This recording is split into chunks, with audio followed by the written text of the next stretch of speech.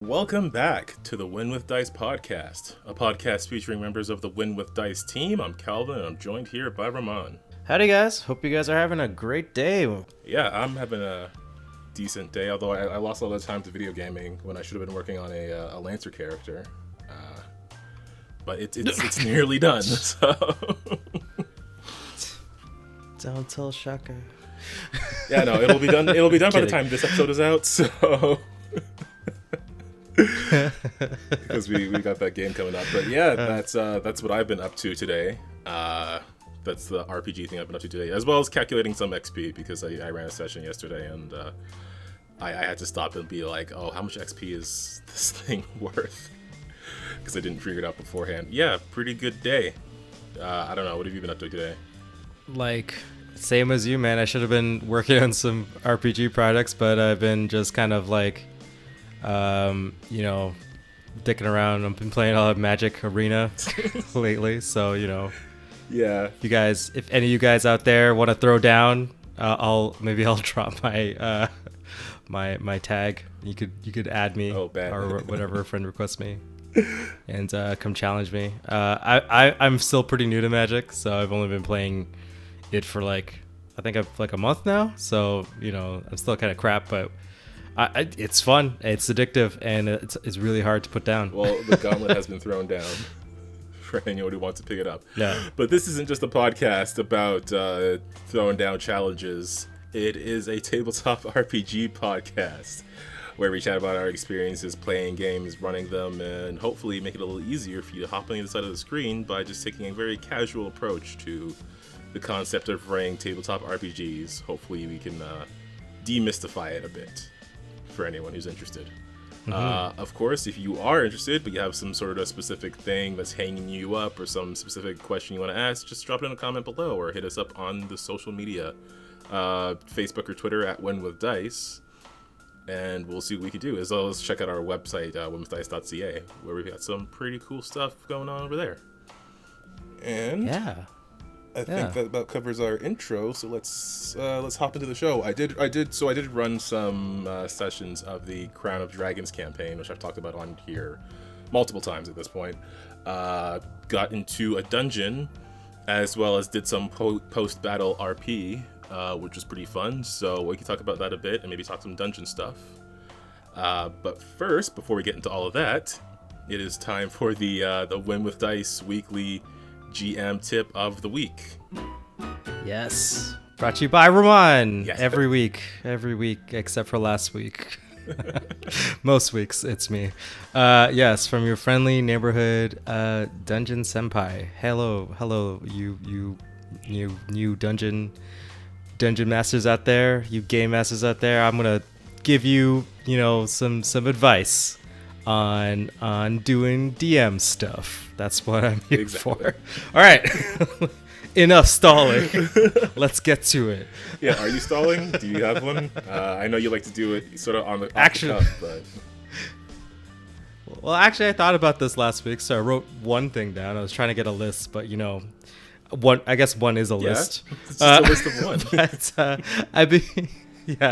I've been doing some world building actually in my setting. I feel like I did a whole chunk of it at the beginning, and then in little sprints I'll add a little bit more here and there as my plot lines progress, or we actually play games and I'm like, I gotta patch this up, right? So you add a little bit here, add a little bit there, you render. It's like you're in a video game and it has to render. I'm rendering it out right now. I wanted to kind of give a quick tip about gods, myths, and legends, right? How do you do, right? That's what I wrote down. How do you do them, right? For me, I think that the part of the fun about playing in these kind of worlds is the mythology, right?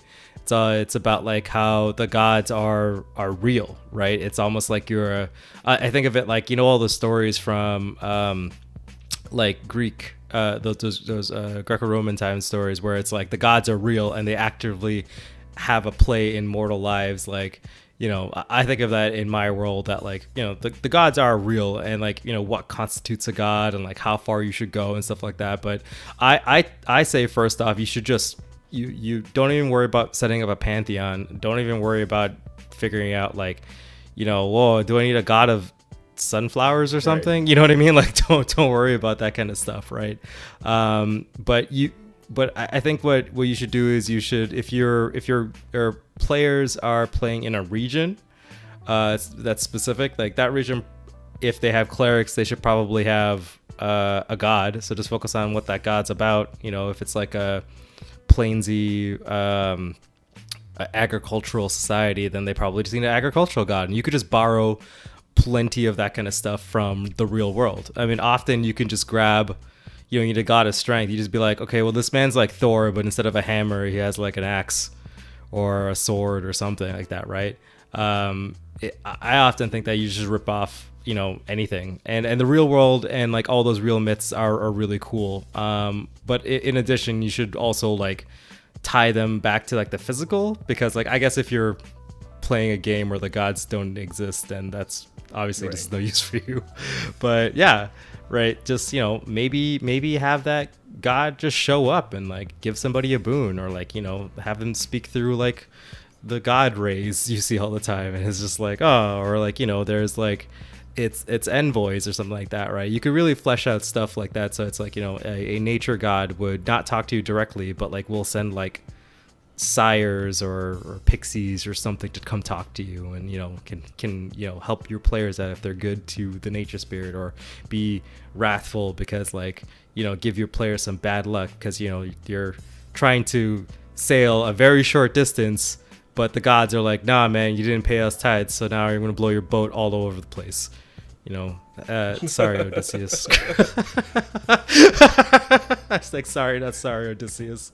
You know what I mean? So this I think that like gods and myths and stuff like that, and like have a great place in fantasy tabletop RPGs, and it's like kind of like a cool place to explore. So don't feel intimidated to explore it. Just start off small, start off with one, and then kind of build out from there, right? Always like, maybe there's like a good guy god and a bad guy god, and you just go with that. Yeah, who knows? Yeah, just take it very simply at first. Go with what you actually really need for either a player or a region or a situation.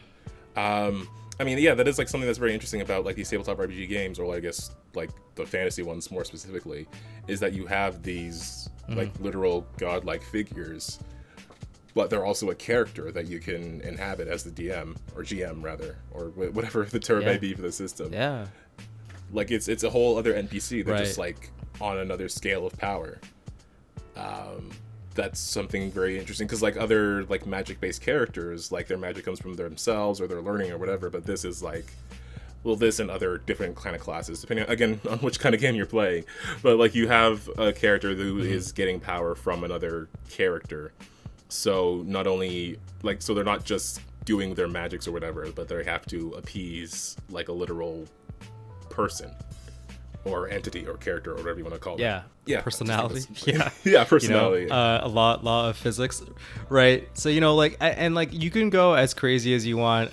You could just spin myths and stuff like that too. Like you're like, the world is full of magics and monsters. You don't have to abide by physics at all. Right? Like, you know what I mean? Like, so don't worry about like space and gravity and math. Just go wild. I think it's way better when you can like live out some like ancient Aztec like mythos where like gods are devouring planets and the stars are alive, kind of deal, right? Like, do that. That's really cool, and all your players would be like, what? That's awesome. Yeah, man, there's a lot of awesome stuff you can do, and then it's like, how much of this is real and how much of it isn't. Nobody knows, right? And not even right? Keep it very ambiguous until like you feel like, I think this needs to be real now, instead of it being just a legend, and it's like, oh yeah, right. So for sure. Yeah. Definitely I've been really wanting to like play a cleric or kind of lean into that if I had a cleric player. So yeah, definitely lean into that sort of thing if you're a GM out there with a cleric based character that you have to deal with. Yeah, for sure. I know I don't typically play a lot of clerics because it's not a wizard, I guess. I mean, I can't cast dot fireball to solve all my problems, so it's like... No one wants to be the healer, because then you have to be the healer. Yeah, I rather... I mean, it's always funnier when a party doesn't have a healer, because everybody's like... There's just like the tendency to... everything to fall apart is like way higher, and I kind of love it. So yeah, cool. So yeah, that's your Woman Dice weekly GM tip of the week. Brought to you by Ramon. I think that's gonna be part of the title now. The ever-growing title of this section of our show. Let's keep making it longer and longer. It'll just be like the whole show would just be the weekly GM tip of the week. Yeah, by the time you hit episode 100, it's just going to be a full tip episode. All right, so let's get into the Crown of Dragons recap. So Crown of Dragons is a Pathfinder 2nd edition campaign that I've been running for the past long while now. Kind of picked up more so in the last year or so, but I started it like 3 years ago. And basically the main thrust of the campaign is the players are on a quest to recover the legendary Dracoronum, also known as the Crown of Dragons, which is able to contain several different colors of orbs of dragon kind, and they can then be used to control dragons from any distance, or at least a very lengthy distance. So that is sort of what they've been on, but there is a whole lot of other side quests going on within this space. One of those being that within sort of a region on the map, there was a wyvern who managed to trick several kobold tribes into believing that he was an actual dragon. And then he was able to back that up with demonstrations of power because he had acquired a ritual that allowed him to temporarily simulate the power of a blue dragon at the cost of the life of several sacrifices he needed to power that spell. This character had killed another player character quite a few sessions ago. So getting into where I was, or at least just recently, the last couple of sessions that I did, they were able to defeat this creature in a very hard-fought battle that finished at 3 a.m. and everybody was super tired. But I was really excited at the time. It took a bit for me to get to sleep that night, even though it was super late. Not gonna lie. But where I'm picking up now is the session right after that, and it was a lot of just like coming down off of that high, I guess. We started with like just a sense of exhaustion over the party. The fighter who landed the final blow and had gone down like 2 times in that battle was just like literally lying on the ground on his back, just out of breath and exhausted.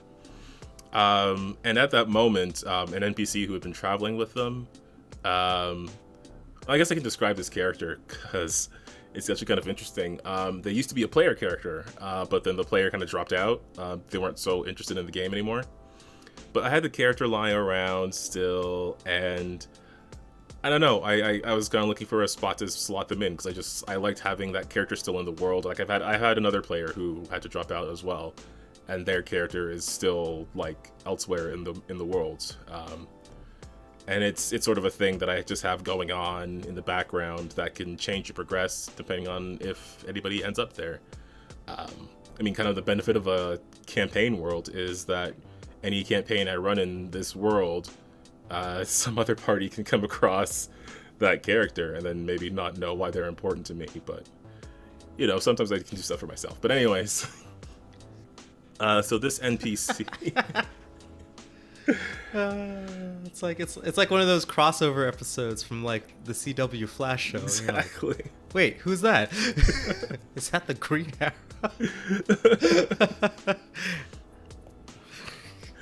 Yeah, what's Flash doing in Star City? Yeah, that's I don't know. That's just the benefit of this situation that I'm in. But this NPC, so I kind of wanted to be a bit of a troublemaker here. So I took some elements of one of the characters' backstories, and I kind of pitted the two characters against each other. I'm kind of hesitant to reveal too much because I'm trying to remember like how much the other players know at this point about that previous situation. But basically, one of the player characters was sort of involved in something happening to a member of this NPC's family. This NPC, former PC. Okay. Something that this NPC blamed them specifically for. So they were kind of a bit hot-headed when they first arrived, telling other people in the party, just the one other character that they knew, saying that they couldn't really trust this person. So there was like a bit of tension between them, and he was just, fully denying everything, pretending to be someone completely else. So yeah, there was like not a whole lot of trust going on there until after this fight. After the hero fighter, he landed the final blow on this wyvern, and just kind of like I couldn't really justify at that point this person still like having this mistrust of them, because now that they've seen them in battle against a superior enemy, they've kind of realized, oh, you're not the kind of person I've been assuming you were this entire time. Which led to some interesting conflict later, because the party kept trying to pry information out of the NPC. So for me, this was like they finished the battle, they collected some items and stuff, they headed back to town. They were having a bit of a party, which was pretty sweet, but they were trying to pry some information out of this NPC about like what happened, what was going on, and they got like a smidge of information. Specifically, gosh, I'm trying to figure out like how much do you really know. They just learned like a few names and things, probably enough to put a few things together. But this person who probably would have told them everything at this point was suddenly like, okay, well, I guess he must be hiding it for a reason, and now that I see he's not who I thought he was, maybe I'll keep that secret for him. And they did get to have like a bit of a conversation where she actually made an apology to him. I did, because we're playing in Discord, so I did for a moment, I took that player into a different like chat room and just had this private conversation between the two of them, which was actually pretty fun and interesting. I want to do a whole lot more of that. These secret side combos, sort of a lost art. Yeah. With the online space, it's I mean, it's not as convenient as literally getting up from the table, right? Yeah, I can't just be like, okay, come over here for a moment. I'm gonna tell you something. Don't tell nobody else. Well, I mean, tell whoever in the top, but Yeah. So this NPC, they apologized. They admitted their opinion totally changed, and they were trying to help keep this person's secrets, which led to a very eventful whole bunch of conversations at this party. As well as some debates as to what to do with the items they recovered. I made a custom item from the Dragon's Tooth, as you suggested. Ooh. You know, it's a pretty cool dagger, but it also can shoot lightning. Ooh, lightning dagger, yes. Yeah. There was some debate as to like if they wanted to keep it though, because it's like a kind of like a melee weapon, and they're not like a very melee-based party, save for the fighter. She shoots lightning, guys. Oh my god. That's what I was saying. She shoots lightning. It's a lightning dagger. What do you mean? It's so cool. But they're in a dungeon right now, so they might get some use out of it. But if it was like a wand that shot lightning, they would have been like, yeah, that sounds awesome. But because it's a dagger, they're like, I don't need that trash. I mean, I don't know. Maybe they need gold more. Like, I'm not gonna judge. We're not rich enough. We can't buy a boat or a castle. How are we supposed to be warlords and or pirates? I don't understand, Calvin. I don't know if that's their goal, but maybe. Calvin, it's like the goal of every party to become like bandit warlords or pirates, or just showing up to some king's castle and being like, this is mine now. Giving people with enough time and resources, they will just become dictators. I mean, to be fair, that is how Pirate Campaign happened. So yeah, you were probably onto something there. How many times has Misty been like, "This is my ship"? Well, she has to establish order because certain people on the ship have been trying to take it over. Well, I mean, I would argue that whoever's in charge is the person who's in charge, right? So That's not helpful at all. Whoever that might be. Yeah. Land boss and sea boss, right? Nope, just the one boss. So, yeah, they started talking like they're the party. I've been really enjoying the conversations that this party has been having with each other. I'm like really a big fan of it because they talk about like where they're from. They talk about their histories, where they learned their magics. One of them, the witch, she like jokingly said that she had sold her soul, and then everyone was like, "Did you actually?" So yeah, she said that she had sold her soul to like this patron, and then the fighter said that his patron was a person who wrote a book on fencing, which the bard took literally for a moment. And then he said his patron was, I wrote this down because it made me laugh really hard at the time. He said the bard said his patron was Ding Dong of the Sea, just making up a random god on the spot apparently. Yeah, and then we got of the sea. I don't know. I'm sure there's some deity out there that is exactly that. I just like to think of it like my favorite thing on the internet of recent is overly sarcastic's rendition of the Journey to the West, which is like the story of like Sun Wukong and them bringing like I think it was like the teachings of the Buddha to like India or something like that. I might be getting that wrong, but every time they depict like lesser spirit, like they just draw them as like real people because they're just like colorful people or whatever, and it's like the bureaucracy of heaven or whatever. And I just think about like Sung Dong is just like, what?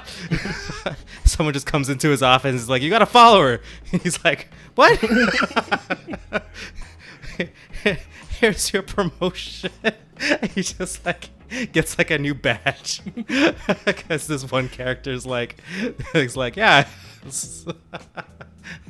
he's my patron. And he gets they take his old desk and give him a new one. It's like slightly better. And he's like, oh, nice. I'm important now. You should definitely, like, if he keeps it up, you should definitely just, like, like the tip of the week, just give him some blessings, being like, yes. Yeah, anytime they're near water. Yeah, just like, you just say, like, you feel really comfortable next to this water, almost like it's watching over you, protecting you. Honestly, I might actually do that. Oh man, it'd be so awesome. You could have funny cutaways to like the gods in their lunchroom, and like some dogs like talking about this dude, about how awesome he is. But he's like the only one. I don't know. I don't remember the god's name. You said it, and Ding I forget it. This. I don't know. It kind of just it was a spur of the moment thing, so I wouldn't remember if I did write it down. Yeah. There was also a rather hilarious story. So they were trying to coax more information out of the fighter. So the bard character, he asked if the fighter had any regrets, and he said he had one that involved mistaking a sleeping goblin for a toilet. And it was a whole escapade involving a goblin concert in a very dark cave. A lot of screaming, some apologizing. What?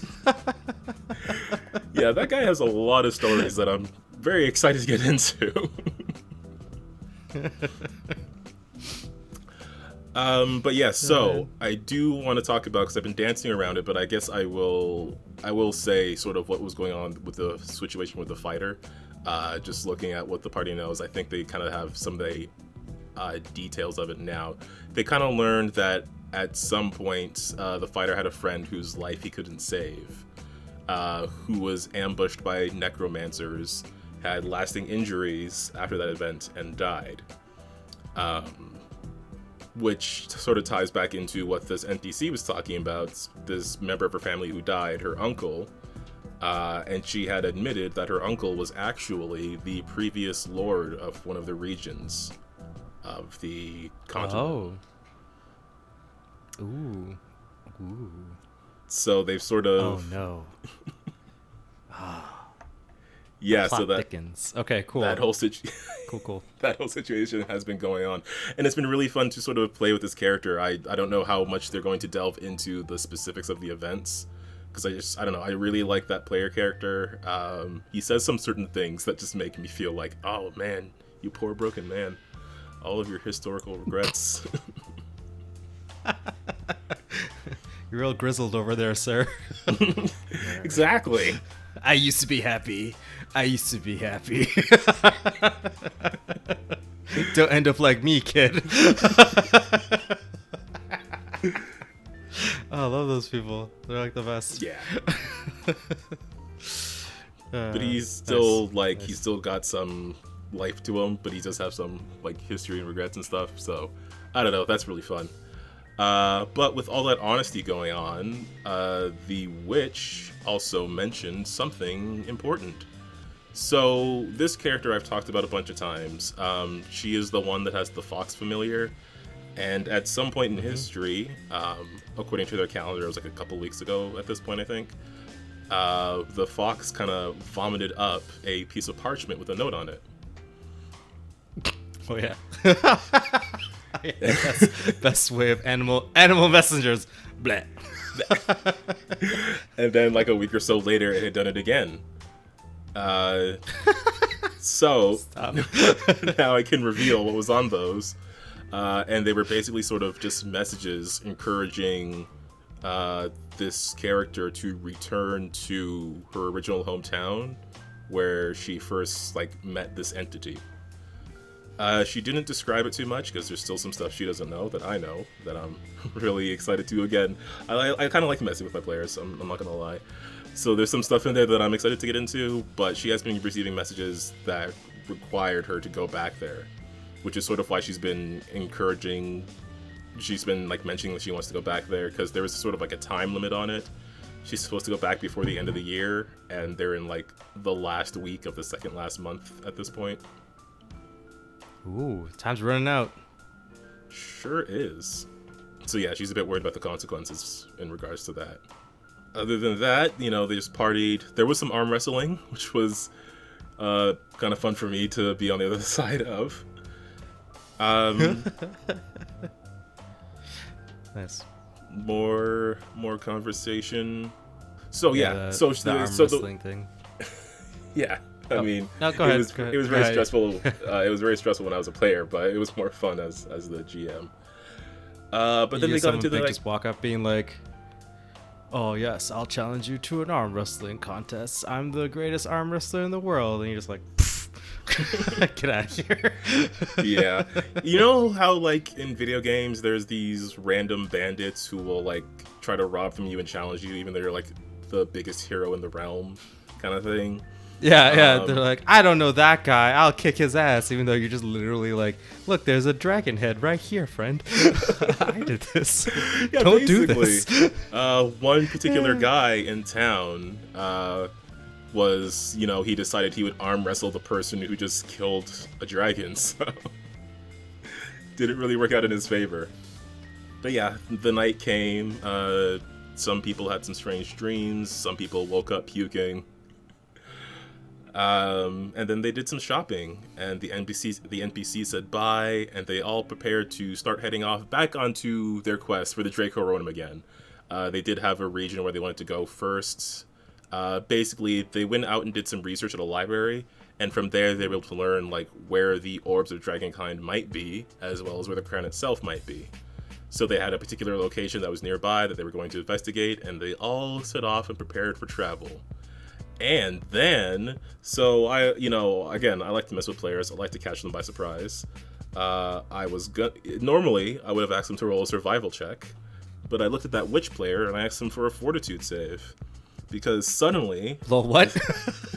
Suddenly, as they began to walk, she found herself suddenly feeling something in her throat, and then a piece of parchment came out of her mouth that just sort of like just burst out and unrolled into her hand.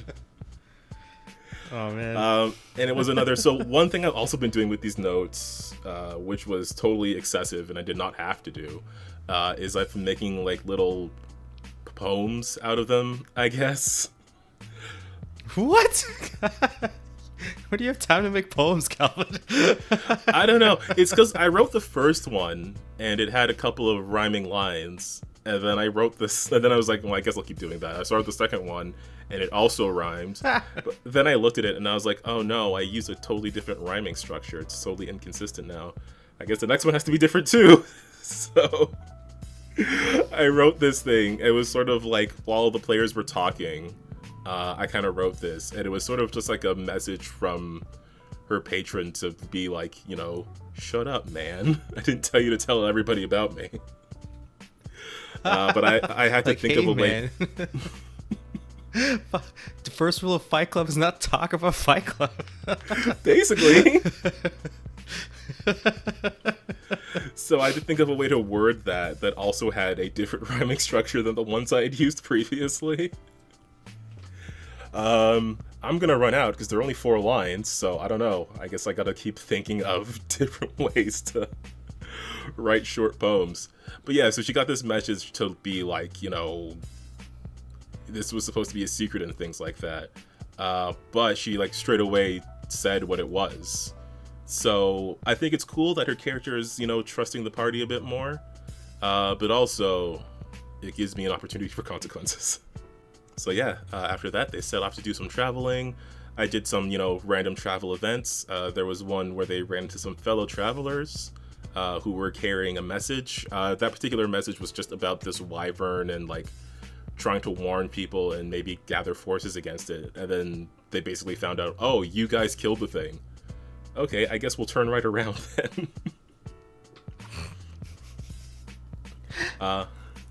Nice. And then there was also, like, they came across something interesting along the path, like this stone circle that had some, you know, planar magic around it and some strange flowers, which they managed to get one of. And maybe that'll be something in the future. Again, what I really like about these random tables when traveling is it gives me ideas for things that I did not think of before the game.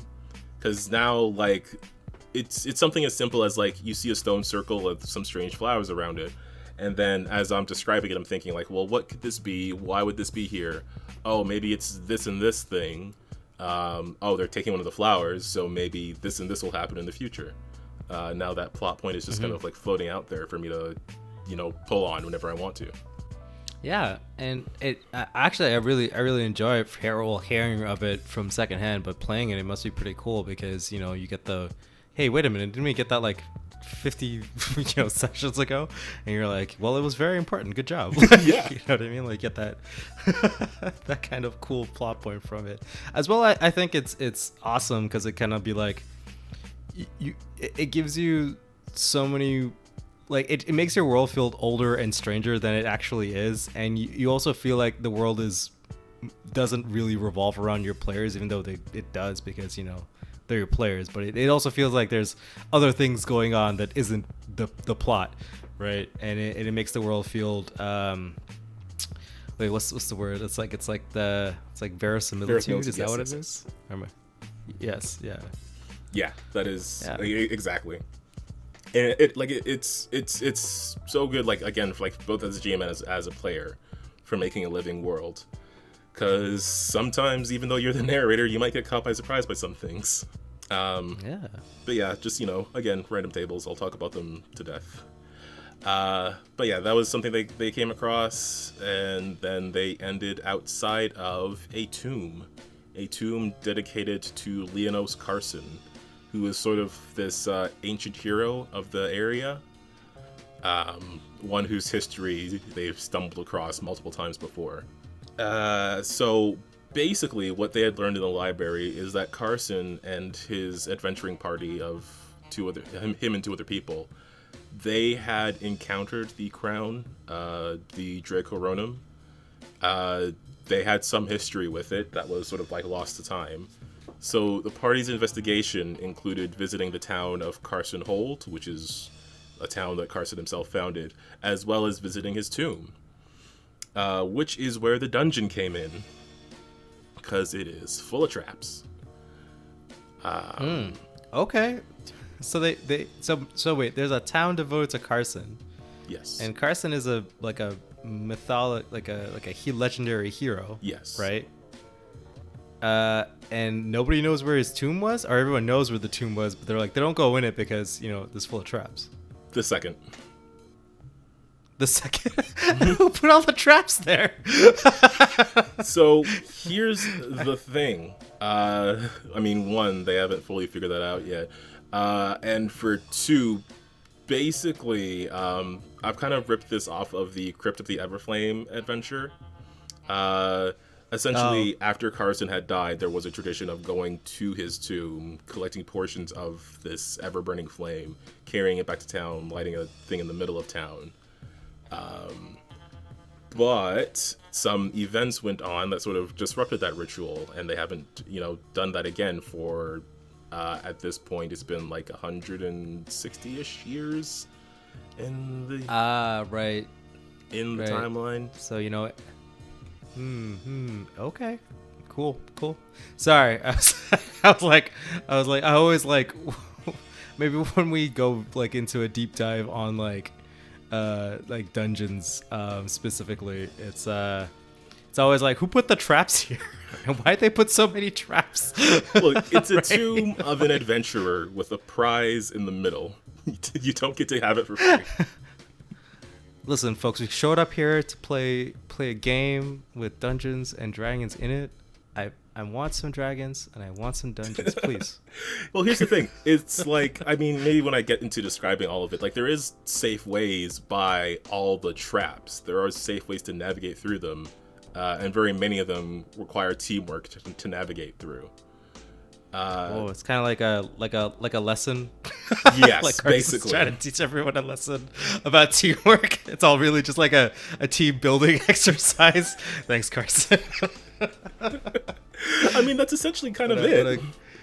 Like that was something. Good guy Carson over here. That was something I was thinking as I was looking at the dungeon map again. I don't know if it's specifically mentioned in the adventure because I didn't reread the whole thing. I just read the dungeon stuff. You should just have like the final treasure to be like, and you open up the chest and it's like the real treasure is the friends you made along the way. Man. Oh, good Carson. I mean, like, I think I would quit if that happened to me. So I don't know if anyone.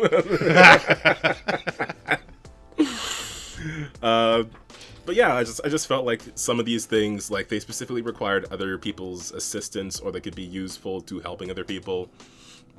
So I was kind of thinking that's more the spirit of the tomb. But what they found when they got there was not just this tomb.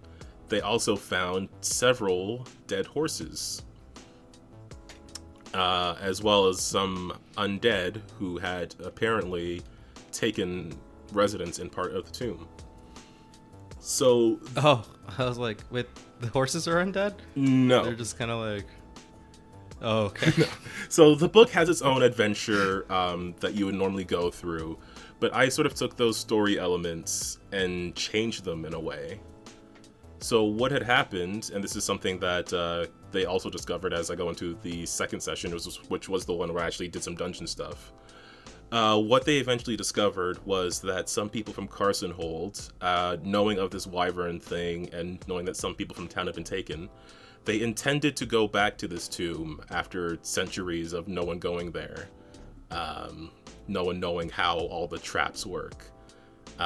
They decided to go there and try to recover, maybe something useful, maybe some powerful weapon or some item like that from the tomb to bring it back to fight this wyvern, which by the time they left, they had no idea that it would have been defeated like a few days later. However, when they got there, they suddenly found themselves being attacked by undead. But where did the undead come from? That is a mystery. Because, there wasn't any when they last saw it, or at least when anyone else last saw it. there are also random creatures who have taken residence in there, like a giant leech, or I don't know, what else did I give them XP for? There was some shadowy ghosts that were in there. There was a gelatinous cube in there, which was pretty fun. Wow. Gelatinous cubes are probably one of my favorite creatures because they're just so simple and so difficult at the same time. Like oozes, all of it's just like a horrible experience fighting this thing. It never follows any of the rules of normal creatures. It's just like a big mess, like literally, like figuratively and literally. It's like I mean, I do have to say, they got out of that fight a lot easier than I thought they would, but I'll talk about it when I get to it. Just, curse their incredible strategizing. Because I expected that fight. That fight to be a bit more difficult, and it was pretty easy. And there was another fight I thought would be easy, but that was actually difficult, so... Yeah. That's how these things go, I guess. So, yeah, I basically ended one session where they got in there, they fought some undead. They got pretty messed up because they were fighting whites, and whites have the ability to drain someone, which lowers your constitution, which lowers your maximum hit points. And the only way to recover is a full night of rest. So, some people got kind of messed up by that. But then I was able to get into the actual dungeon delving, and, one of the benefits of playing with a virtual tabletop is you get to make all these, you have like the lighting tools, you have the walls, you have all that fun stuff that you can use to sort of like really immerse people in it. And there were some things about Foundry that I didn't even know. Like there were points where people could not see other people in the same room just because there was stuff in the way. They could see certain distances. They couldn't even conceive like the shape of some rooms. Because there were some that were kind of complex because of everything that was in them. Like there was one room that it was pretty large, but it was like split up by different pillars, sort of creating this maze. And there were pit traps in there as well. So I had must have been really frustrating for all the humans in the party. Yeah. Those poor bastards, blind as a bat. They definitely had to deal with having their light sources, because if they didn't, then they had to rely on someone else's light. But I had them rolling like perception checks to try and see the traps, and then I would have to gauge like, could you see this tile here? And if you're able to, then you can see that there's a trap there, and then they have to navigate their way around carefully. And this first trap, this first room at least, is one that I took more directly from the book, where you're supposed to find a number of different switches, and when you pull them all at the same time, it opens up a door. And just in the book, it was like 3 switches, and I was like, oh, hey, there's 3 members of Carson's party, so let me just tie all that together in a neat little bow. So that was sort of the hint that they had, that they were able to discover, because they found like a note that was on a body that was stuck in one of the pit traps. That specifically mentioned, hey, there's a switch for each member of Carson's party, so they know there's 3. They searched the room, and again, they had to manage like what can they see with the light that they have available, which was pretty fun to do. The first room was a bit of a struggle, but it was really entertaining for me because I've done a whole lot of battles in open spaces and things like that. So this whole thing is just like very cramped space, 5-foot hallways, marching single file, all of that stuff. But they were able to... The good stuff. Yeah. The good old days. Right? I miss dungeon delving. I should just do a whole dungeon campaign. We should make a mega dungeon. That's what we should do. Just something that's ridiculously huge. Ooh. That would be the best. Just 20 levels of just us plowing through rooms, kicking down doors, just pure dungeon. Everybody would be like so bored, but probably not. Oh man, yeah. So that's what they were dealing with, and then they got through, and then so I did have to because here's the thing for me, it was like I was seeing the whole map, but I would occasionally, like when we first started, I would occasionally forget, oh right, they can barely see anything. Like with Foundry, if I click on their token, I can see what they can see. So I'm looking at the map like, okay, they can see that if they move forward, the path goes this way and this way, or turns in that direction. But then I click on them, and they can like barely see to the end of the hallway that they're in. Yeah. So yeah, they were sort of like trying to navigate these hallways. They were coming across some doors that were open, some that were locked, and they could see that it only opened one way. And then they kept trying to open the door. And I was like, okay, you can keep trying, but it doesn't seem to be working. Please go to the actual doors where I have stuff. Well, I'm surprised you didn't do like a wandering monster table where it's just like if they spend too long in a hallway, some really bad thing comes around the corner. And it's just like, oh, hey, some dudes to eat. There was a moment when I thought of it, but I guess I didn't really follow through because I was so focused on everything else that was going on. I don't know, maybe, because I mean, there's like 2 floors to this dungeon, and we only got through one of them, so I don't know, maybe there's something on the next one. Although the hallways are pretty cramped. Wasted 2 hours on one door. You just wasted 2 hours on one door. Yeah, that's how it goes, right? Like, I don't understand. What do you mean it won't open? It's like it's not opening. Don't worry about it. But I'm trying to open it. You see that spiraling out for hours. I mean, they were able to learn several things about that door that they couldn't open. More specifically, that it only seemed to open from one direction, but not the direction that they were on. You learned several things from this one door that they couldn't open. Like, you can't open it. Okay. It opens from the other side. Please go to the rest of the dungeon. Hashtag dungeon master problems. My party doesn't understand a one-way door. Oh man, they did hack away at it for a bit, which kind of reminded me of one of the times Macy was dungeon delving, and instead of like picking locks on doors, she would just like smash every single door down. Yeah, well, it was super useful because I actually forgot to give you. There was a puzzle, and I forgot to give you the key for the puzzle, like, you know, a couple like floors ago, right? I was supposed to give you something from the boss fight with the goblin shaman, and I just literally forgot about it. And then I was like, okay, I'm reading through the adventure, and I'm like, there's a very specific way you have to open up this door, and there's no real clear-cut thing that says this door is here. That's what I was like, yo, literally, like, yo, Macy, you're gonna smash that door because I messed up. You're like, wait a minute, that's a door. And just bang.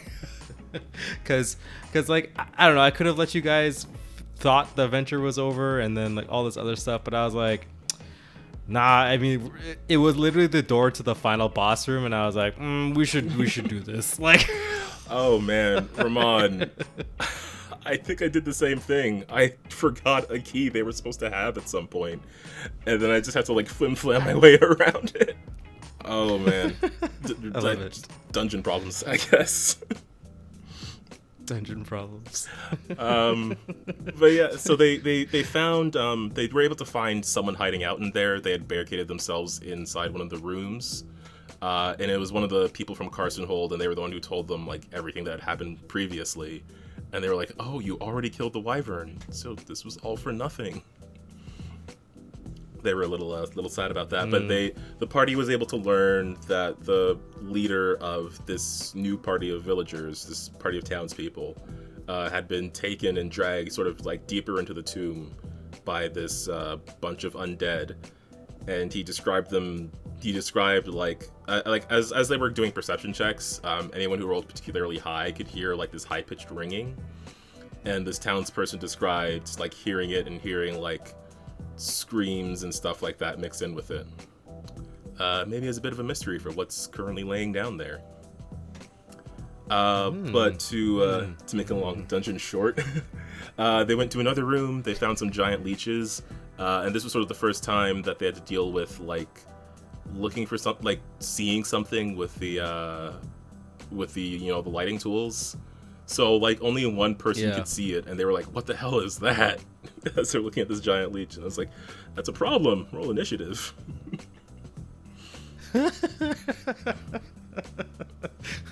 Oh, hello. No need to bother. I'll just leave now. Yeah, man.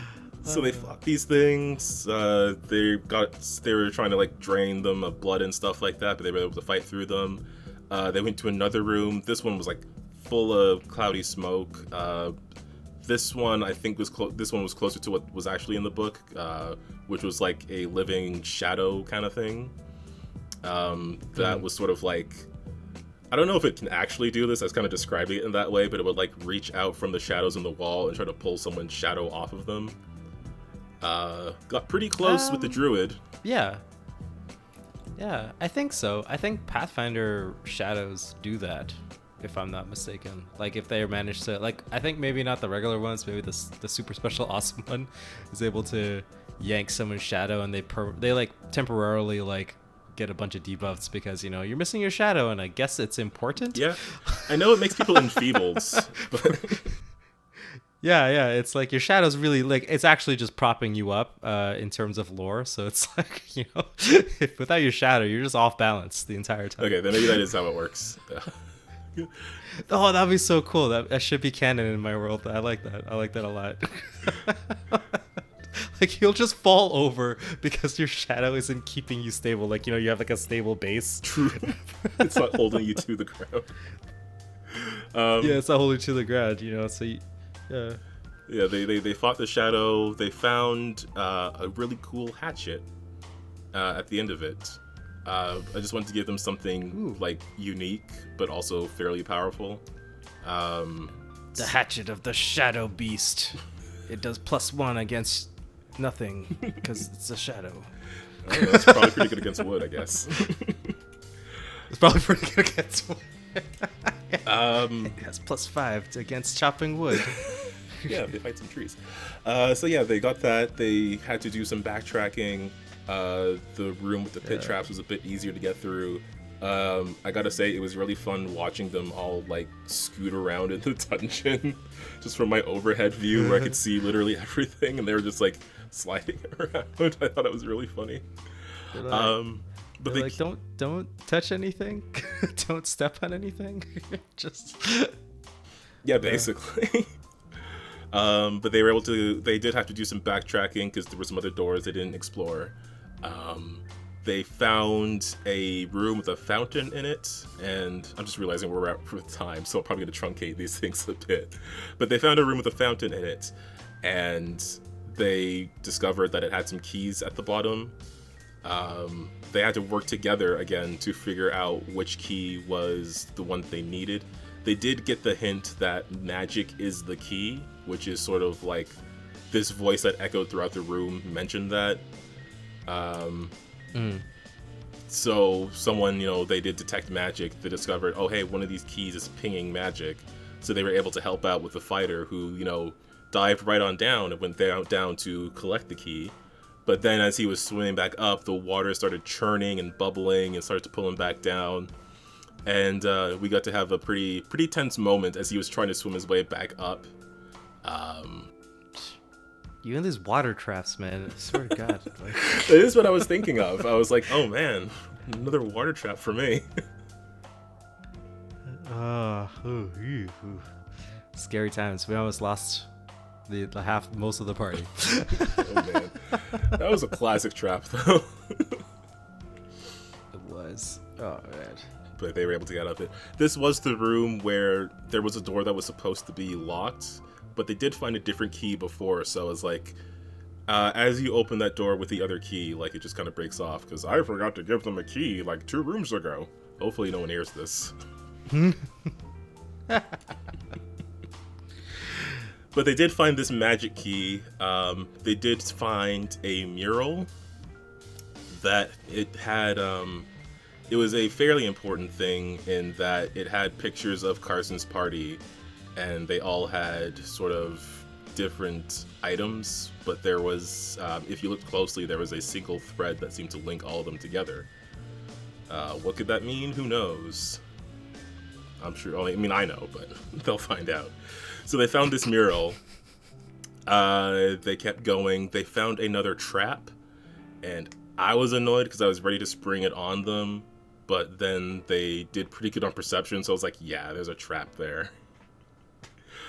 That, it would have taken you, but it didn't get to. So this is when it came to the fight that I thought would be easy, but was a bit more difficult. Essentially, what the book had is a fight against like this giant wooden statue. What I ended up doing was using stats for a wood golem instead. And the wood golem has a whole lot of immunities, specifically an immunity to magic, except for like fire magic. I think you can still hit it with like magic weapons. Like you still hit it with like magic weapons, but it's immune to basically like magic spells, sort of. But the thing with this, I think that's like a golem thing. Yeah. Golems have this like alchemic immunity or something like that. I forget the name of it. Someone will probably correct me on it. But it was sort of like if you hit it with a fire spell, it'll automatically take like 4d8s or whatever. It won't take your spell damage. It'll take 48 damage instead. So the thing with the statue though is that there was a keyhole on the back. And if you put the magic key that you got from the fountain into the hole, the thing would just shut down. So I thought this would be pretty easy. Oh, okay. Like the fighter, he was right next to the statue, so I was like, you are able to catch a glimpse of something on the back of this figure. You might need to take some time to actually like analyze it and figure out what it is, because I was like, there's an easy way out of this, but it might have a cost, so you might need to like actually analyze what this is. The DC for the perception check was like super low. It was like, so they're definitely gonna do it. It's just gonna take an action to do it. So I gave that hint, and everyone heard it, and I thought, okay, they'll see this, they'll put the thing in the thing, it'll shut down. And then they didn't.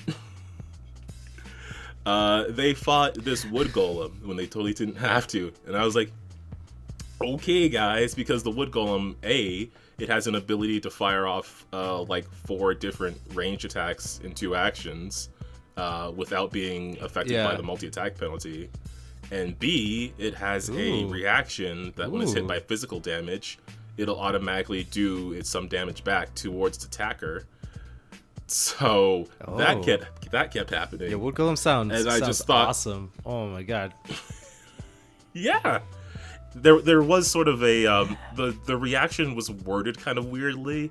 So what ended up happening is someone at range did a physical damage effect to it, and then it swung an attack in that person's direction, but it can only hit adjacent characters. And it just so happened that there was a character between the two of them that was adjacent to the golem, so that person got hit instead, which was kind of awkward, but So yeah, they fought this thing. Awesome. I might deploy that soon. Yeah, I might deploy that soon. Oh no. I don't want to be on the other side of things that I use. No, that's the whole point, Calvin.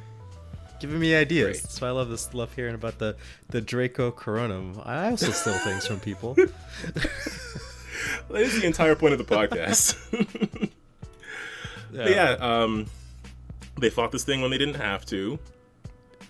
So it ended up being a bit more difficult, but they managed to take it down. They did discover another room, which was empty except for a table. And this table, if they looked closely at it, they would see that sort of glinting in the firelight was this one line. And it said, "Feed me and I will live. Give me a drink and I will die."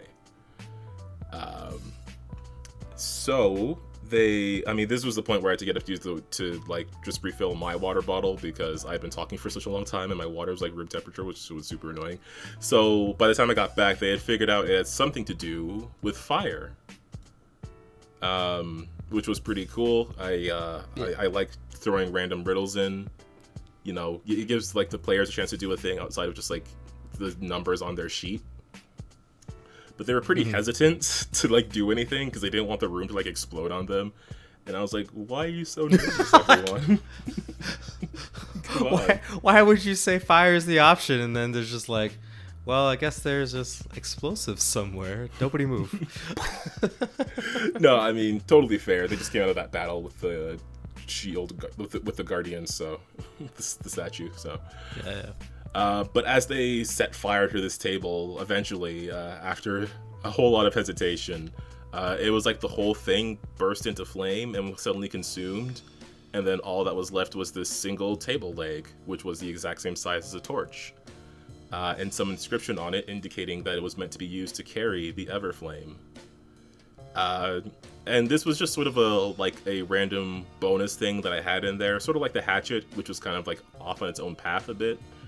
I kind of wanted it to be like, yeah, you went out of your way to go into this room, you figured out the puzzle, so you got this thing that you can use later. Because it's not like they're there for the Everflame, but, depending on what they do, now they have a way to carry it. Nice. After that, they ended up in...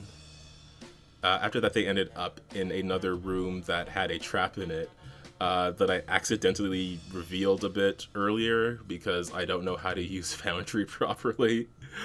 But they were in a room that had a trap that was essentially...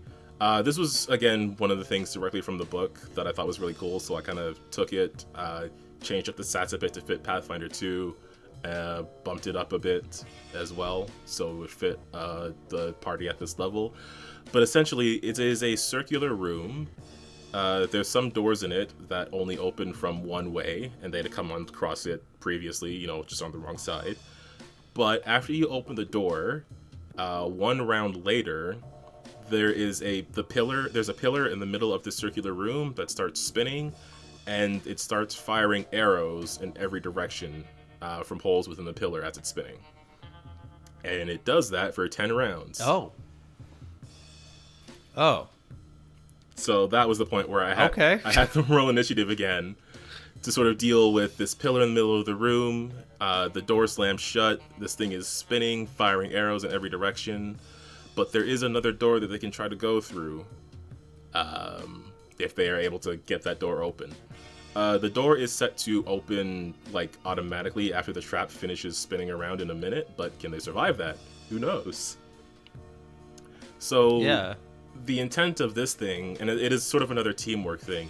Basically, the previous giant wooden statue, it was armed with two big tower shields, that are intended for use in this room. Like, you're supposed to hide behind them. It'll give you protection from the arrows, but it can also give someone protection behind you. So you can use them to protect yourself and protect someone else. Right. So that is essentially what they had started to do as they made their way towards this door. The druid, who has a very shady past, was able to open the door. And then they walked into the next room, and that is where they saw the gelatinous cube. So basically they got a trap behind them, a cube in front of them, and that trap is still going and the cube is coming. And I was like, sweet, this turned out better than I thought it would. Nice. A good old fashioned, oh no, out of the frying pan into the fire kind of situation. Right. That's what I thought it would be. So here is what happened to my cube. It went in and, started swallowing people like a cube does. Does a cube do? Yeah. One player was able to get out of the way of it, but it managed to catch the druid's companion, and it was going to move and it was going to get some more. But it got hit by a slow spell. And I was like, whatever, it's a cube. But it critically failed its save, which meant it was slowed too. Which meant, similar to the anti-paladin they fought before, which meant it only had one action per turn. And Ramon, the engulf ability, takes 2 actions. Oh man, slow is a very powerful spell apparently. Against me specifically, though, because it takes away my. I really wanted to just nom up a bunch of people in the cube, but I literally couldn't because its ability requires 2 actions and it only had 1 for 10 rounds because the spell lasted for a minute. Because it critically failed. Oh my god. Yeah. You could have. Aren't gelatinous cubes immune to piercing damage? Not in Pathfinder 2. I thought they were. I do remember having a specific conversation. Oh, interesting. I thought they would be because, like, I mean, it's just Jello, right? Like, who cares? They're immune to like maybe crits and precision damage, but they're not immune to piercing or whatever. Like, I thought there was something for piercing with them, but no, it's probably a Pathfinder 1 thing. Ah, interesting. Because I was thinking, like, why didn't you just start the cube inside of the spinning room of death? I mean, that would have been a challenge. That would have been so bad for everybody. They probably would have died. I'm a bad DM. I should have, I mean, it was my first cube, so to be fair, it's my first cube. But it was still fun. Sure. It was like, because the thing is like super easy to hit. Like there were times where people rolled low attacks and they're like, that's probably not going to hit. And I was like, no, you hit it. This thing is literally just a cube. Like it's just Jello. Yeah, it is AC 10. Like just don't roll a 1. But yeah, they were able to fight this thing off. It took a while because it still has like a lot of HP. But the cube couldn't really do anything because it couldn't engulf people because it was slowed. And then then we get towards the end of the session because I was a bit tired, not gonna lie, and I'd been talking a lot. Mm-hmm. So basically, I kind of described them. Once they had defeated the cube, in that room there was a set of stairs that went down to the lower level of the tomb, and from there were more paths that spun off. But that ringing they were hearing earlier, it was much louder here. And then they could hear it sort of like tinged with these screams of like, not fear, but rage that were kind of like lurking in the halls around them. What could it be? One would wonder. I know what it is, but I'm excited for them to find out. I had to like custom build a thing for them. Ooh.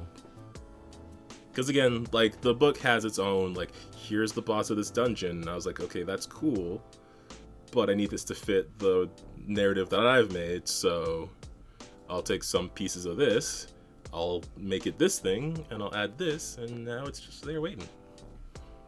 So yeah, excited to get into there. Nice.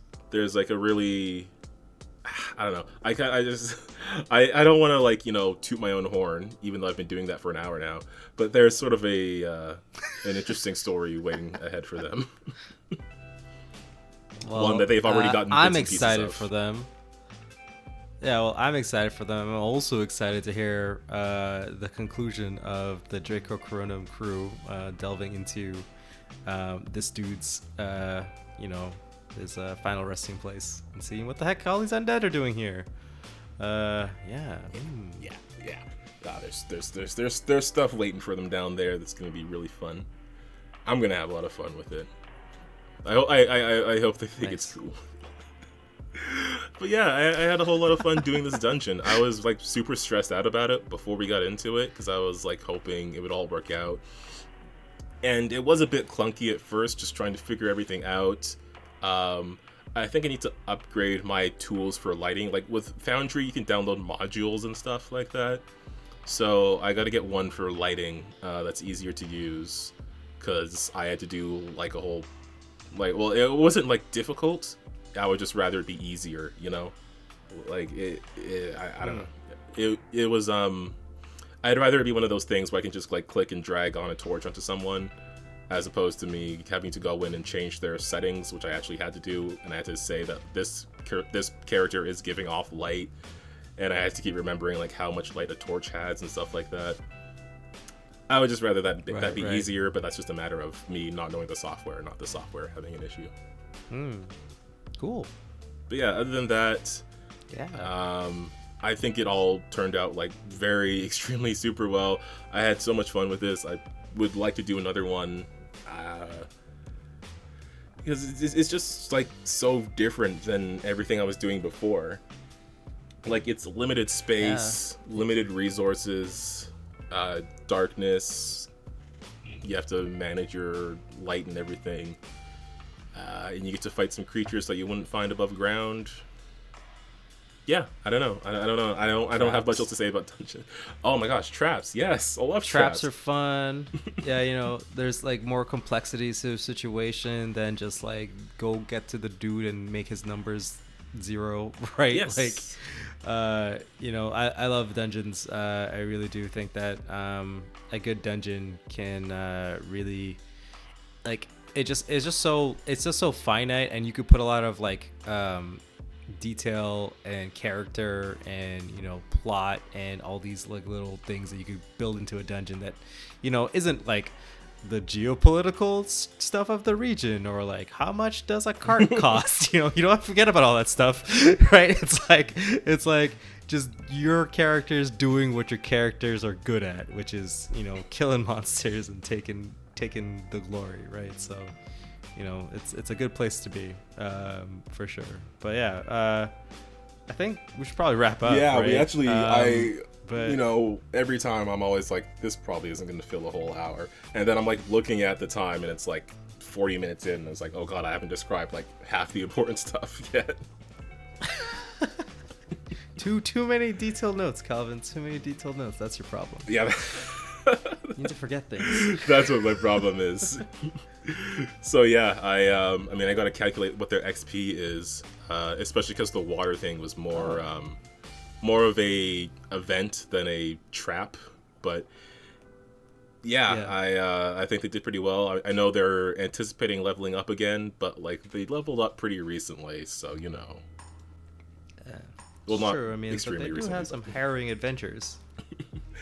Yeah. Depends how much stuff they slammed, right? I don't know if you're calculating experience or if you're just doing milestones. No, I'm calculating experience. I think they're gonna level up in like the next session.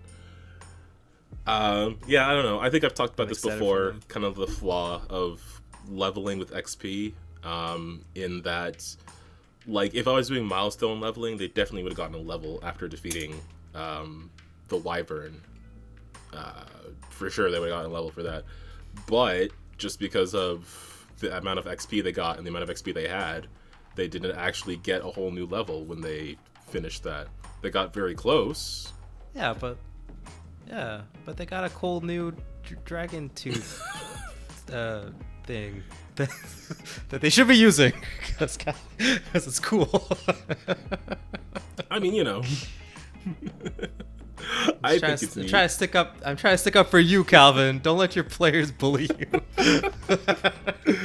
I mean, I don't mind if they don't use it, just because it was just a thing that I made, and I didn't really think, oh, this is probably going to have limited use, because it's kind of like without the ability, it's kind of a melee weapon. So, but I don't know. I'll see how that all turns out. I think it might get some use in this dungeon. So. Nice. Cool. Because I did also give them like a bunch of other crap before, anyways. Random stuff that they found. Like they had a necklace of fireballs that I forgot about. But it came up during the golem fight. Beat any solution. Like you just automatically win. Just toss the necklace of fireball into a fire and run. Jeez. It's like the automatic nuke. Well, I guess I don't really know how they work in Pathfinder 100%, but like back in 3.5, you had a necklace of fireball. It's like they could toss this whole thing right into the fire, and we used to just have.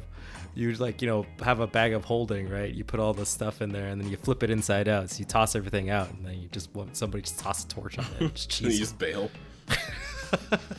You just bail. So the thing's gonna blow up. Yeah. Yeah. Cool. Yeah, I don't have anything else to say. I feel like I just did a recap and then talked about how much I like dungeons, but that's literally what happened. We did a dungeon. And I had fun with it, and I'm hoping the next session will be fun too.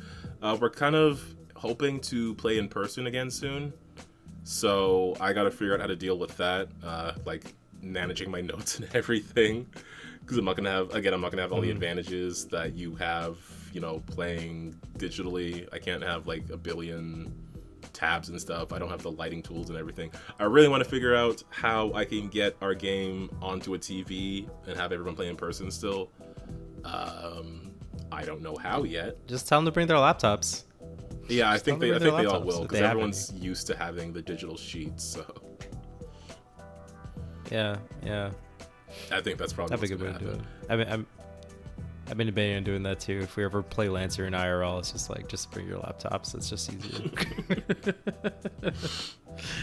All right, folks. I guess this is the end of the podcast. Don't forget to, like and subscribe. I don't know why I'm doing the outro. Calvin always does the outro. I mean, I was gonna let you. I've been talking a lot. All right, let's do this. Remember to follow us on Twitter at Boom It Dice. Check out our website. Calvin put a lot of effort into it, and we have a bunch of cool artwork from some of our players of cool. I'm not sure if you put the memes of our Pathfinder, our Tim Delver game that Chibi makes, because she's so good at it. I thought about it. I honestly thought about it, but I was like, I don't know. They're kind of our thing. So you'll never understand. Yeah, all the you won't get it. But you won't know how cool Bren is.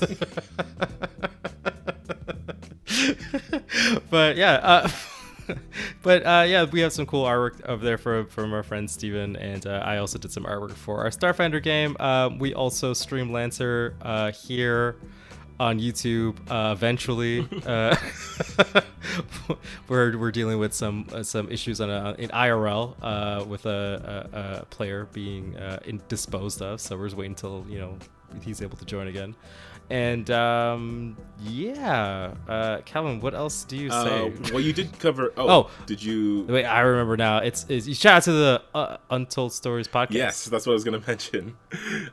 Shout out to Untold Stories Project, where of course I am there every week playing mutants and masterminds, doing some superhero stuff.